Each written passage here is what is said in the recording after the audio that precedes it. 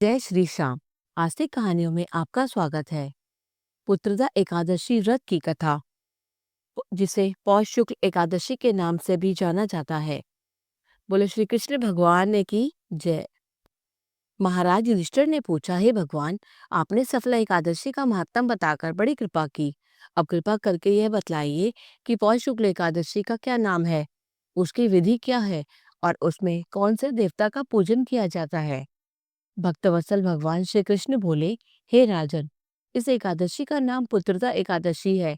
इसमें श्री नारायण भगवान की पूजा की जाती है। इस चर और अचर संसार में पुत्रदा एकादशी के व्रत के समान दूसरा कोई व्रत नहीं है। इसके पुण्य से मनुष्य तपस्वी, विद्वान और लक्ष्मीवान होता है। इसमें एक कथा कहता हूँ, सो तुम ध्यान पूर्वक सुनो। भद्रावती नामक नगरी में सुकेतुमान नाम का एक राजा राज्य करता था।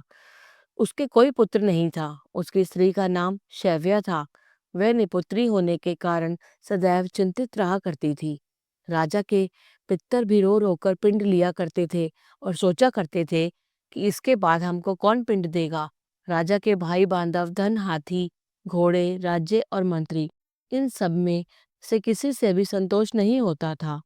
वह सदैव यही विचार करता था कि मेरे मरने के बाद मुझको पिंड कौन करेगा। बिना पुत्र के पितरों और देवताओं का ऋण मैं कैसे चुका सकूंगा। जिस घर में पुत्र ना हो, उस घर में सदैव अंधेरा ही रहता है।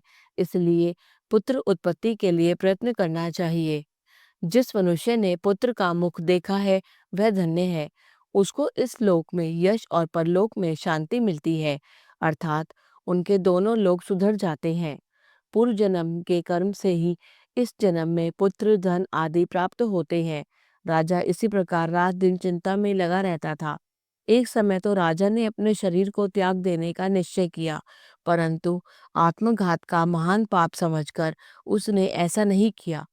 एक दिन राजा ऐसा ही विचार करता हुआ अपने घोड़े पर चढ़कर वन को चल दिया तथा पक्षियों और वृक्षों को देखने लगा। उसने देखा कि वन में मृग, व्याघ्र, सुअर, सिंह, बंदर, सर्प आदि सब भ्रमण कर रहे हैं।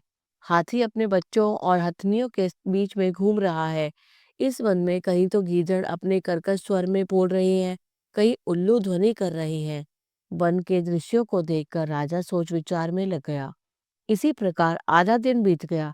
वह सोचने लगा कि मैंने कई यज्ञ किए, ब्राह्मणों को स्वादिष्ट भोजन से तृप्त किया, फिर भी मुझको दुख प्राप्त क्यों हुआ। राजा प्यास के मारे अत्यंत दुखी हो गया और पानी की तलाश में इधर उधर फिरने लगा। थोड़ी दूरी पर राजा ने एक सरोवर देखा।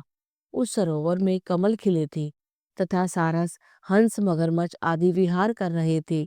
उस सरोवर के चारों तरफ मुनियों के आश्रम बने हुए थे। उस समय राजा के दाहिने अंग फड़कने लगे। राजा शुभ शकुन मानकर घोड़े से उतरकर मुनियों को दंडवत प्रणाम करके बैठ गया। राजा को देखकर मुनियों ने कहा, हे राजन, हम तुमसे अत्यंत प्रसन्न हैं। तुम्हारी क्या इच्छा है, सो कहो। राजा ने पूछा, महाराज, आप कौन हैं और किस लिए यहाँ आए हैं, कृपा करके बताइए।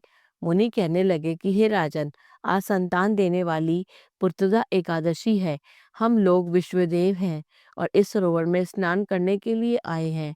यह सुनकर राजा कहने लगा कि महाराज, मेरे भी कोई संतान नहीं है।